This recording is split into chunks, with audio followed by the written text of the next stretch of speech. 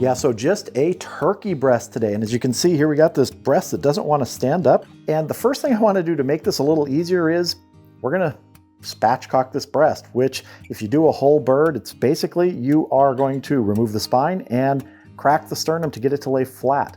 Well, we don't have a backbone here. It's already been taken out. So we're just going to do our best to break that sternum and get this to lay flat. There we go. You hear that cracking, you're doing it okay. There, so that's flatter. It's not going to keep tipping over. So one thing I want to do here with this turkey breast, which is about 3.5 pounds, I just want to dry the skin off a little bit here.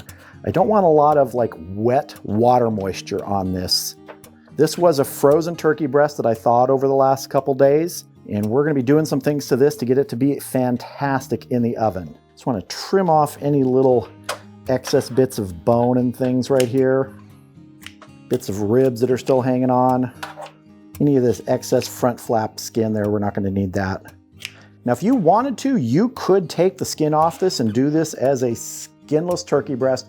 You have to be a little careful so that you don't dry out that outer skin.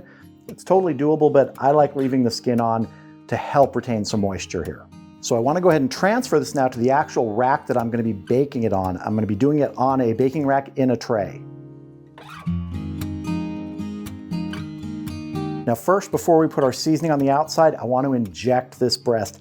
And the injection is very simple. It's a stick of melted butter, a teaspoon of poultry seasoning, a half a teaspoon of kosher salt, and a tablespoon of maple syrup. It's going to go in here, up under the skin, deep in there, and gently inject this. Get our other side here. And there's many different kinds of injectors. You don't have to use this kind. You can go through the skin if you want to from the top, but I like to leave the skin intact if possible. And there will be leakage here. You're gonna see some leaking out. That's normal. Our seasoning today is very simple. It is 2 teaspoons of kosher salt, 1/2 teaspoon of ground black pepper, and a 1/4 teaspoon of smoked paprika. And we're just going to hit the skin here. There's still moisture on the skin, but if you feel there's not, go ahead and hit it with a little bit of olive oil or butter, something you want to do like that. Let me give this a quick roll over here, just to get a little bit on the inside. There's a lot of things to block the seasoning here. And you may be asking, why am I not going up under the skin? Well, that's a personal preference for me. I don't like to separate the skin from the meat if possible. I'd like it to be there at the end, connected. So I just like to do it like this. If you really want to go up under the skin with this, you can. You can also use any kind of seasoning you want here. If you have a favorite rub, go ahead. There we go. I'm going to get this into my preheated 325-degree oven, and it's going to go until it hits 159 internal. Now the safe temperature for doneness is 165 degrees. If you pull this right at 165, there's a good chance it's going to go over. So if you pull it somewhere in that 158 to 160, there's usually enough carryover temp, but always check your temperature with the thermometer to make sure. Once it comes out, I'm just going to tent it loosely with foil for probably 10 to 15 minutes to help those juices reabsorb, let everything just sort of rest, and then we'll have a taste. So let's go ahead and get this in the oven.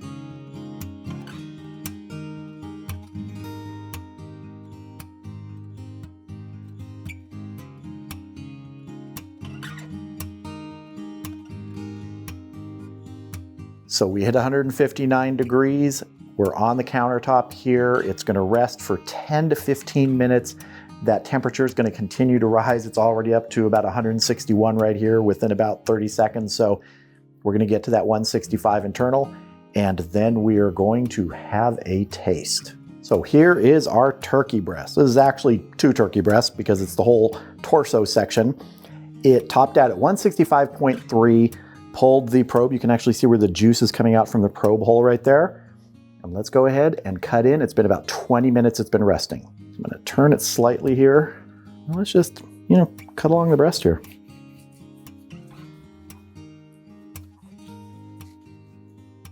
Oh, that is nice. Nice and juicy in there.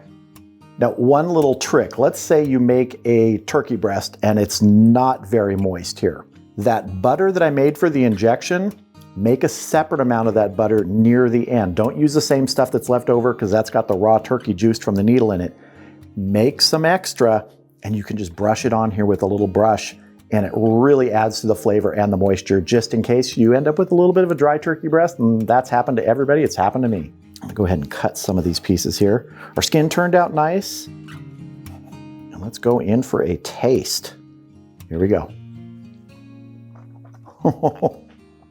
Great taste on the outside from the seasoning on that skin, but that injection really brings the flavor inside. This took about an hour and a half to cook, and we had a 20-minute rest. So not quite 2 hours for the whole process here, and it is just incredibly juicy.